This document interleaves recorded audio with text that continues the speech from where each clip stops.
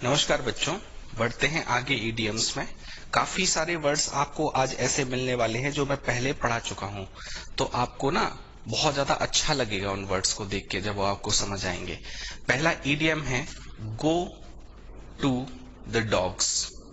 Go to the dogs इसका मतलब होता है बेटा to be ruined, RUINED, to be ruined. ठीक है,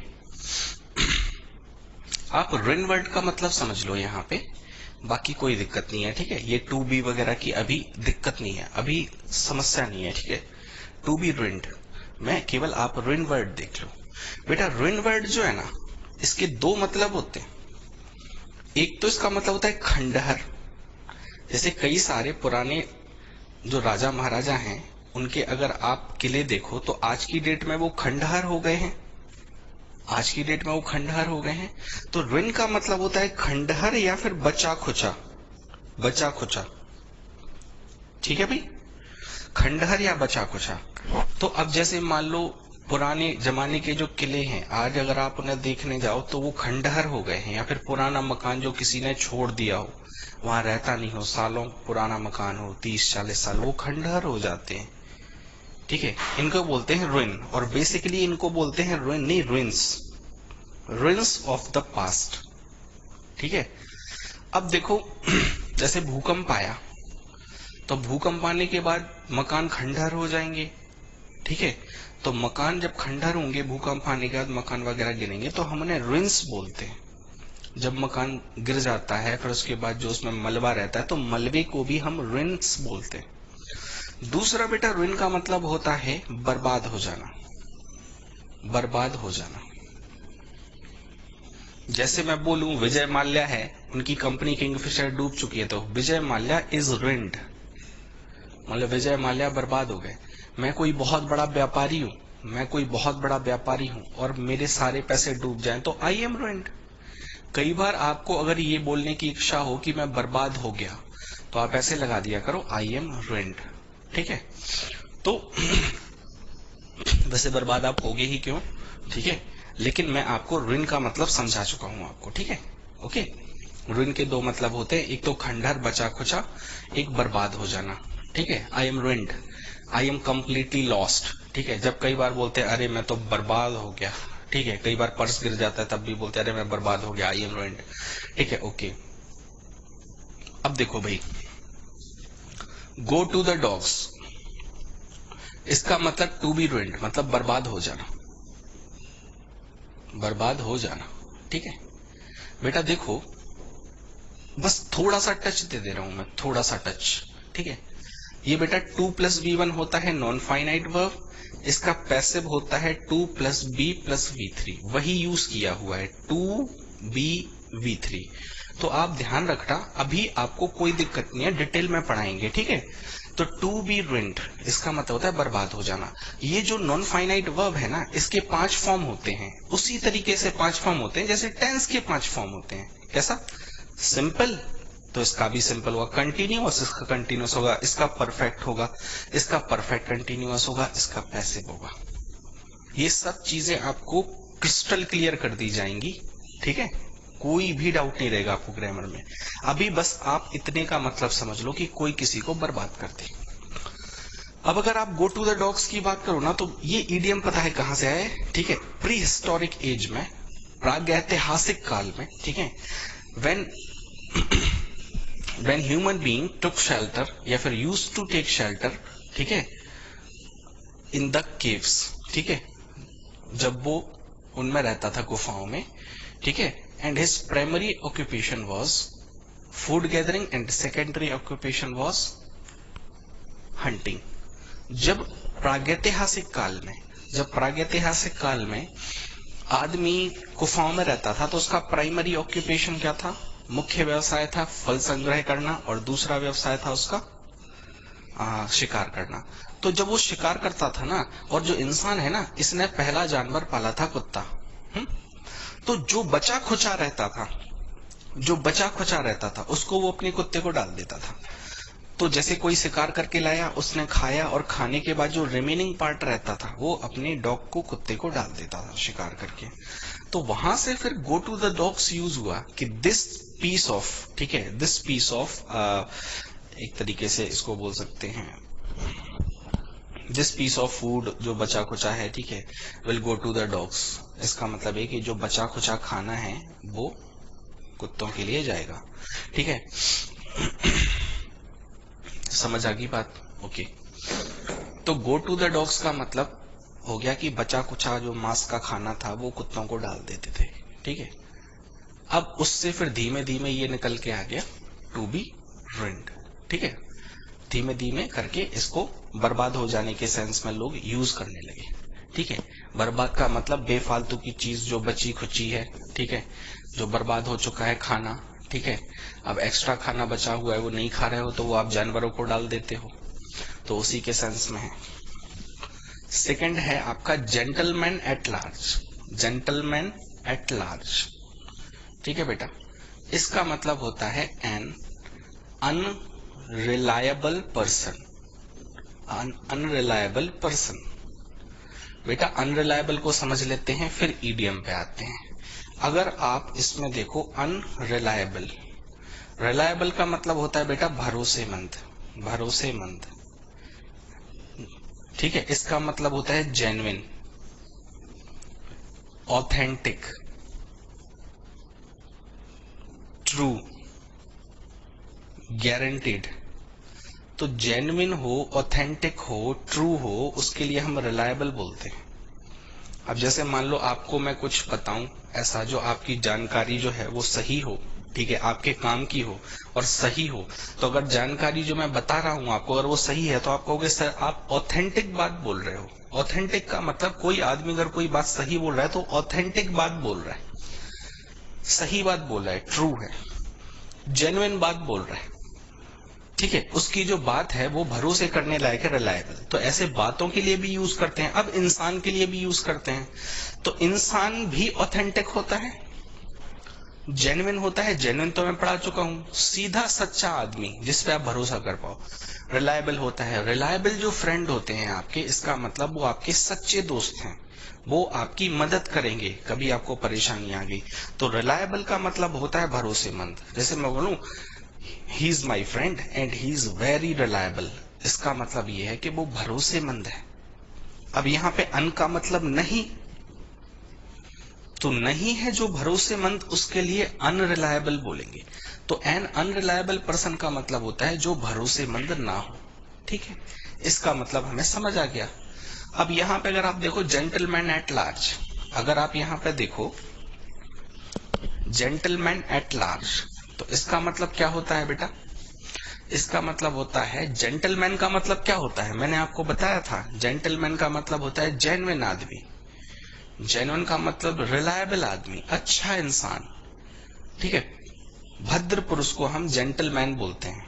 इधर पे जेंटलमैन होगा, जेंटलमैन एट लार्ज।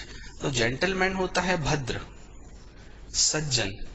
तो सज्जन आदमी होगा कोई, ठीक है, उसके लिए हम जेंटलमैन वर्ड यूज। अब ये है यहाँ पे एट लार्ज। एट लार्ज का मतलब होता है कि नहीं बोलते कि अरे, कई बार हम बोलते हैं कि सामने वाले के लिए वो, अरे वो भाई साहब है ना, अरे ईमानदारी की तो बात छोड़ो, दूर दूर तक ईमानदारी का नाम नहीं है, ईमानदारी उनके दूर बसती है। एट लार्ज का मतलब ये है कि बहुत दूर है।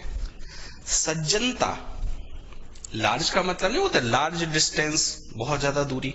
तो सज्जनता का एट लार्ज का मतलब दूरी पर होना। तो नहीं बोलते ईमानदारी तो उनसे बहुत दूर है, ईमानदारी की बात तो उनसे कभी करना भी मत, ऐसे बोलते हैं ना। तो उसी में क्या है, जेंटलमैन माने सज्जन, और एट लार्ज का मतलब सज्जन होना बड़ी मुश्किल से, या फिर सज्जनता बहुत दूर दूर तक होना। तो इसका मतलब होता है कि वो आदमी जो है ना वो सज्जन नहीं है। तो सज्जन नहीं होने का मतलब वो रिलायबल नहीं है। समझ आ गई आपको बात? तो कोई आदमी अगर सज्जन नहीं है तो उसके लिए हम ये ईडियम यूज करेंगे, ठीक है भाई? ओके। उसके बाद है आपका एक word, spill the beans. Spill the beans. Spill the beans का मतलब होता है बेटा to give information, to give information. अब ध्यान से मेरी बात को सुनना, और एक बात और हमेशा याद रखना कि ईडीएम में मैं कोई ट्रिक नहीं बताता हूं याद करने की, ठीक है। मैं आपको सोर्स ऑफ ईडीएम बता देता हूं सीधा कि कहां से ईडीएम आया है। तो ऐसा नहीं कि मैं आपको कोई बैकग्राउंड स्टोरी सुना रहा हूं तो आप ये समझो कि नहीं सर ये याद कराने के लिए बता रहे हैं। मैं ट्रू ओरिजिन बताता हूं हमेशा, ठीक है। अब जैसे ये देख लो, स्पिल का मतलब होता है बिखेरना, और पुराने जमाने में बीन्स का मतलब होता है बेटा, बीन्स जैसे ये वो नहीं होते हैं, कई बार लोग चने, ठीक है, चने हुए, मूंग हुई, और बहुत सारी चीजें हुई जिनको पानी में भिगो के एक्सरसाइज वगैरह करने वाले जिम वाले सुबह खाते हैं, दे आर बीन्स, ठीक है, आज के जमाने में। लेकिन पुरानी इंग्लिश में बीन्स होती थी कौड़ी, कौड़ियां, या फिर छोटे छोटे पत्थर, छोटे छोटे शाइनी पत्थर। तो आपने अगर कभी देखा हो तो जादूगर फिल्मों में क्या होता था, जादूगर जो रहता है ना वो पहले एक कपड़ा रखता है, एक कपड़ा या फिर एक टेबल होती है, उस पर कपड़ा रखा रहता है लाल कलर का या कुछ भी काले कलर का, और फिर वो जादूगर ऐसे करके कौड़ियां फेंकता है, या फिर थोड़े वैसे शाइनी स्टोन्स होते हैं, छोटे छोटे पत्थर होते हैं शाइनी, और फिर वो फेंकता है, फिर वो पत्थर बिखर जाते हैं, कौड़ियां, फिर वो जादू टोने वाले लोगों की बात कर रहा हूं, तांत्रिक वगैरह, और फिर वो कहता है अच्छा तो आपका ये दुश्मन यहाँ छिपा हुआ है। तो वो गिव इंफॉर्मेशन, जानकारी दे रहा है ना। तो कई बार क्या हो, तो यही है स्पिल द बीन्स का मतलब होता है कि कई बार क्या करते थे लोग, कौड़ियां और पत्थर वगैरह, जादूगर से कुछ भी पूछना होता था तो हमारे यहाँ राजा वगैरह क्या करते थे, ऋषि मुनि के पास जाते थे। फॉरेन कंट्रीज में हर जगह पे उनके विचेस होते थे, विचेस, ठीक है, तो चुड़ैल वगैरह बोलते हैं उनको। तो वो ऐसे बीन्स को ऐसे फेंकते थे, फेंकने का मतलब बिखेरना, हाथ में बीन्स रहती थी और हाथ से ऐसे फेंक देते थे बीन्स को कपड़े पे, और फिर बीन्स में जो पोजीशन आती थी, ठीक है, जो भी बिखरी हुई, उनको देख के बताते थे तुम्हारा दुश्मन यहाँ छुपा है, तुम युद्ध जीत जाओगे अगर लड़ने जाओगे। तो भविष्यवाणी करते थे और जानकारियां देते थे, टू गिव इंफॉर्मेशन, ठीक है। अब यहाँ पे आप एक वर्ड और लगा लेना, इंपॉर्टेंट, ठीक है, और सीक्रेट। तो अगर कोई सीक्रेट या फिर इंपॉर्टेंट इंफॉर्मेशन दे तो इसको बोलते हैं स्पिल द बीन्स, ठीक है। स्पिल द बीन्स का मतलब होता है टू गिव इंफॉर्मेशन। आज के जमाने में कोई भी आदमी कोई भी जानकारी दे तो आप उसके लिए स्पिल द बीन्स यूज कर सकते हो, क्योंकि ये तो पुराने जमाने का ईडियम है। अब आते आते क्या है, लोग जनरली यूज करने लगे। तो कोई भी आदमी आपको कोई भी जानकारी दे, इंपॉर्टेंट सीक्रेट तो है ही, जनरली कोई जानकारी दे तो आप स्पिल द बीन्स बोल सकते हो। और आया ये जादूगर से है। जादूगर पहले कौड़ियां फेंकता था, फिर बोला तुम्हारा दुश्मन यहाँ छिपा हुआ है इस काली पहाड़ी के पीछे। आई थिंक आपको समझ आ गया होगा, ठीक है भाई। उसके बाद है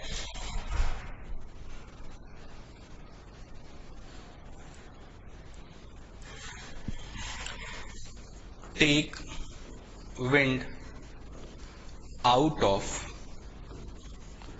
another's sail,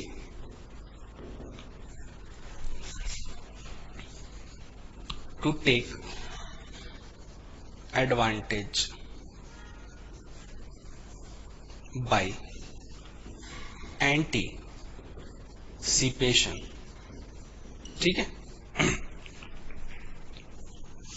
अब देखो, आपको मैंने यहाँ पे सेल वर्ड कल ही पढ़ाया है शायद। सेल का मतलब होता है जहाज लेके कहीं निकल जाना, एक्सपेडिशन पे। एक्सपेडिशन का मतलब जहाज लेके समुद्र में किसी खोज के लिए निकल जाना, ठीक है, ओके। जैसे हमारे यहाँ पे वास्को डी गामा आया था ना, क्रिस्टोफर कोलंबस ने अमेरिका की खोज की थी ना, तो देवर एक्सपेडिटर्स, ठीक है, और वो एक्सपेडिशन करते थे। इंग्लिश में एक वर्ड होता है। तो सेल करने का मतलब जहाज से निकल जाना किसी चीज की खोज में। और जनरली अगर आप ऐसे भी समुद्र में घूमने जा रहे हो अपनी नाव लेके तो आप सेलिंग पे जा रहे हो, ठीक है। सेलिंग क्लब भी होते हैं।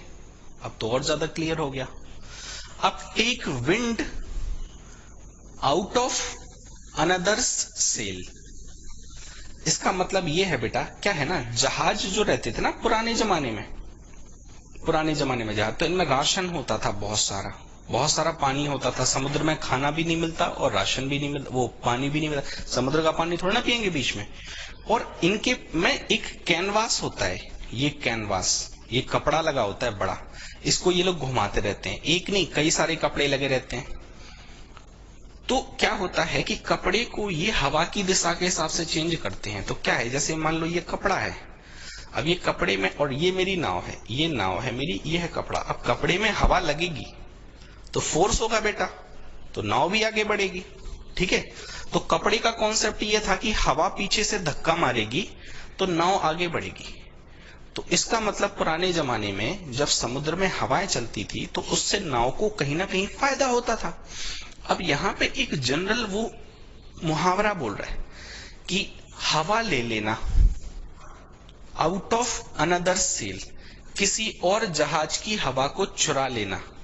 इसका मतलब ये है कि आप अपने आप को फायदा पहुंचा लो, आपको कोई एडवांटेज मिल जाए। ठीक है, हाँ। और बाई एंटीसिपेशन, इसका मतलब मैंने बता दिया है, अनुमान लगाना। ये तो मैंने आई थिंक उसमें पूरा एक्सप्लेन किया था आपको, साइक्लोन अम्फान, उसमें मैंने एंटीसिपेशन वर्ड बताया था, एंटीसिपेट करना। हमारे यहाँ पे जो भी मौसम की जानकारी देते हैं वो अनुमान लगाते हैं ना, एंटीसिपेट करते हैं कि अब ये साइक्लोन आ रहा है, अब मुंबई में साइक्लोन आने वाला है, तो वो एंटीसिपेट ही तो किया है उन्होंने, पूर्वानुमान लगाना, एंटीसिपेट। ठीक है, अगर आप किसी दूसरे नाव की हवा अपनी नाव में कर लो, ये मुहावरा है इसीलिए बोल रहा हूं। ठीक है, ऐसा कुछ है नहीं कि कोई इनकी हवा उठा के इधर रख लेगा। इसका मतलब ये है कि आपने इस नाव की जगह पे अपनी नाव के लिए एडवांटेज ले लिया। अब बेटा एडवांटेज का मतलब कई लोगों को नहीं पता होता है, तो समझ लो, एडवांटेज का मतलब होता है एक छोटा सा फायदा। जैसे मान लो दो तरीके के लोग ये पेपर देते हैं कंपटीशन के, एक होते हैं इंग्लिश मीडियम, एक होते हैं हिंदी मीडियम। अगर इंग्लिश मीडियम वालों की बात करो तो उनके लिए ये एक एडवांटेज है कि वो जिंदगी भर से अंग्रेजी पढ़ते आ रहे हैं, भले ही ग्रामर नहीं पढ़ रहे हो, लेकिन इंग्लिश रीडिंग उनकी अच्छी होती है। तो इंग्लिश मीडियम के स्टूडेंट्स के लिए ये चीज एक एडवांटेज है। एडवांटेज का मतलब होता है कि आपकी उस आप में कोई क्वालिटी हो जो आपको फायदा पहुंचा दे। ठीक है, तो अब यहाँ पे कह रहा है take wind out of another sail, का मतलब टू टेक, लेना, एडवांटेज मतलब फायदा लेना, बाई एंटीसिपेशन, अनुमान लगा के। तो अनुमान लगा के आप किसी चीज का फायदा ले रहे हो। ठीक है, इसका मतलब ये है कि आप, मतलब ये जो कि take wind out of another sail, मतलब दूसरे का जो सेल होता है ना, दूसरा जा रहा है जहाज में, उसकी आप हवा अपनी जहाज में ले लो और आप आगे बढ़ जाओ उससे। आप हवा ले लो और आप आगे बढ़ जाओ। ठीक है, टेक विंड, ये जनरल एक प्रोवर्ब है। इसका मतलब है कि आप एडवांटेज ले लो किसी से भी अनुमान लगा के। ठीक है, समझ आ रही है बात? ओके। जैसे चीन और भारत का हो रहा है ना, तो भारत भी अनुमान लगा रहा है कि हम कैसे क्या करें, भारत भी एंटीसिपेट कर रहा है कि हम कैसे क्या करें जिससे चाइना को हम लीड कर पाए। तो वो भी तरीके की वो ढूंढ रहा है तरीके। अभी यूएस में बहुत भयानक दंगे चल रहे हैं, डोनाल्ड ट्रंप साहब पगले आए हुए हैं। आप चाहना तो मतलब आप चाहो तो न्यूज में देखना।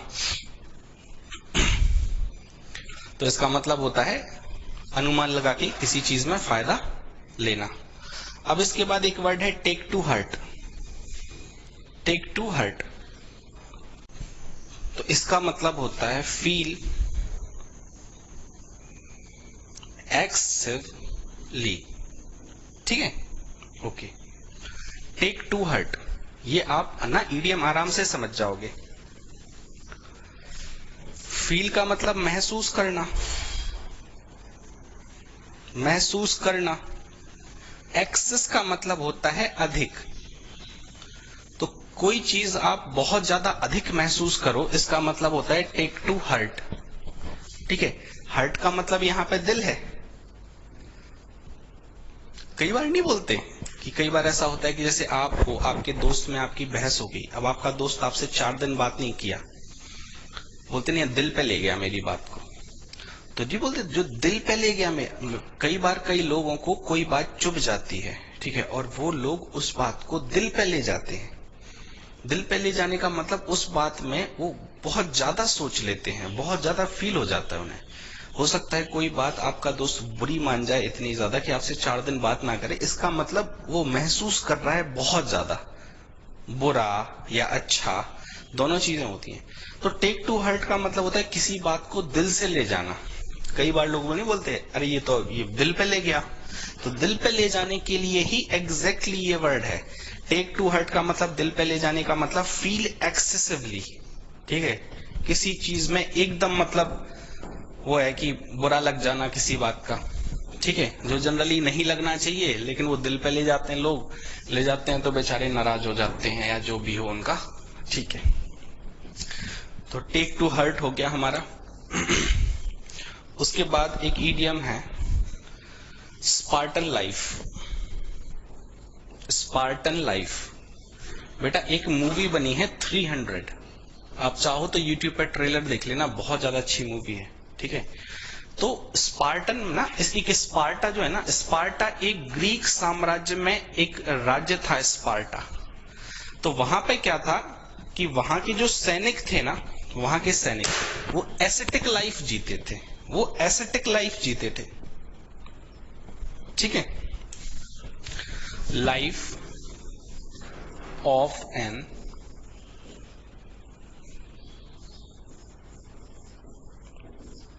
ठीक है, एसेटिक का मतलब होता है सन्यासी, कई लोग बोलते हैं सन्यासी, ठीक है।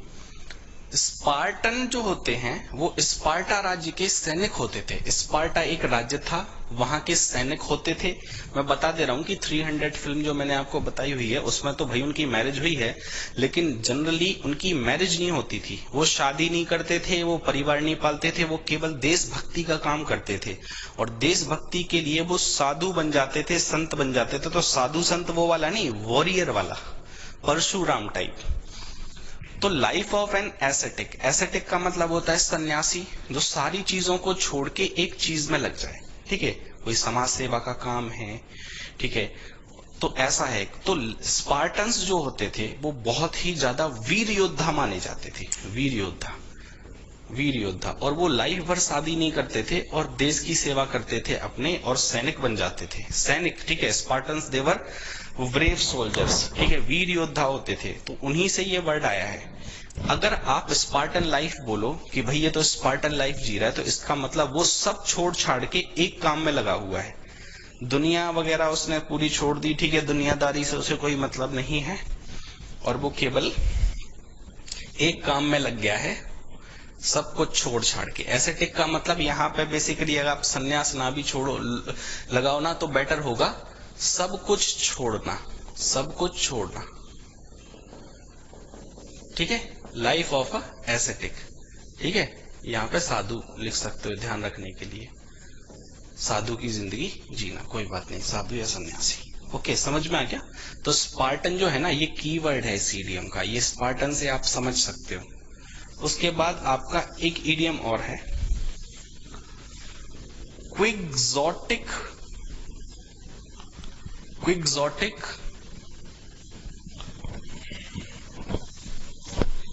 प्रोजेक्ट,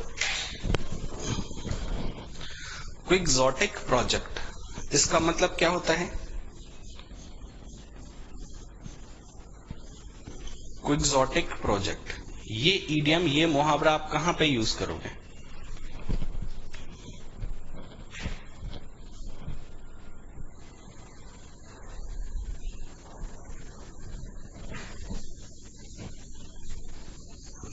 एक्सट्रीमली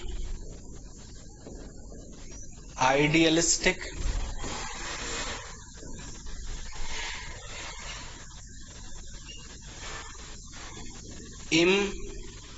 इम्प्रैक्टिकल, ठीक है। और एक आध वर्ड हो सकता है इसमें अनरियलिस्टिक,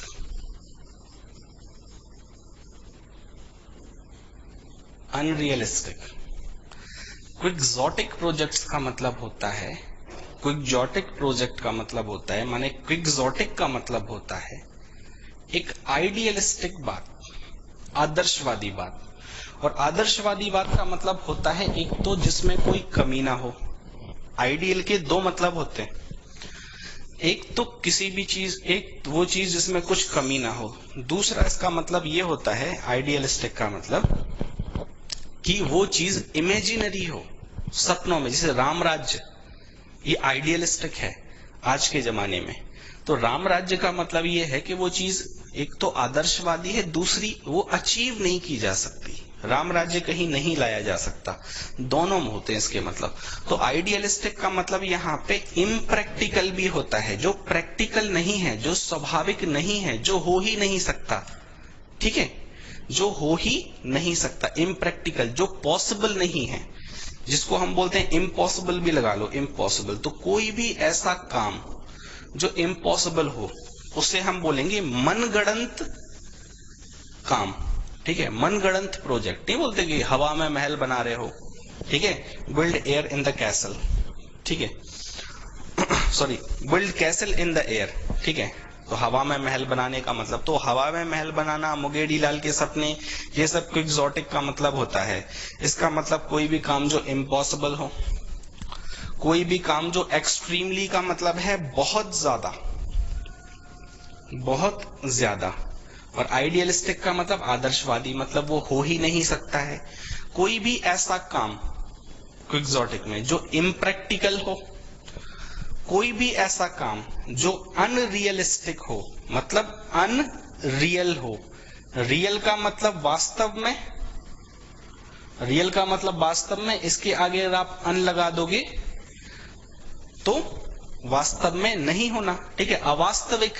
तो कोई भी चीज जो अवास्तविक है वो अनरियलिस्टिक हो जाएगी। तो इम्प्रैक्टिकल, इम्पॉसिबल, अनरियलिस्टिक, इन सारे वर्ड्स के लिए हम क्विक्सोटिक यूज कर सकते हैं एज अ साइनोनिम। ठीक है, ये समानार्थी है, आइडियलिस्टिक का, इम्पॉसिबल का, इम्प्रैक्टिकल का, अनरियलिस्टिक का। और क्विक्सोटिक प्रोजेक्ट का मतलब हो गया कि ऐसा काम जो आइडियलिस्टिक हो। ठीक है, ओके, कोई भी आप काम ले सकते हो। आपने बोला भाई पहले हम 5 लाख इस बिजनेस में लगाएंगे, फिर 50 लाख बन जाएंगे, फिर 5 करोड़, फिर हम एक दिन मुकेश अंबानी को कहेंगे हाँ भाई तुम निकलो, ये घर हम खरीद रहे हैं। तो ऐसी अगर कोई बातें करेगा ना, तो they are discussing about some quixotic projects. ठीक है, तो मिलते हैं फिर नेक्स्ट लेक्चर में, और जल्दी से जल्दी आपकी लाइव क्लासेस शुरू होंगी। Thank you.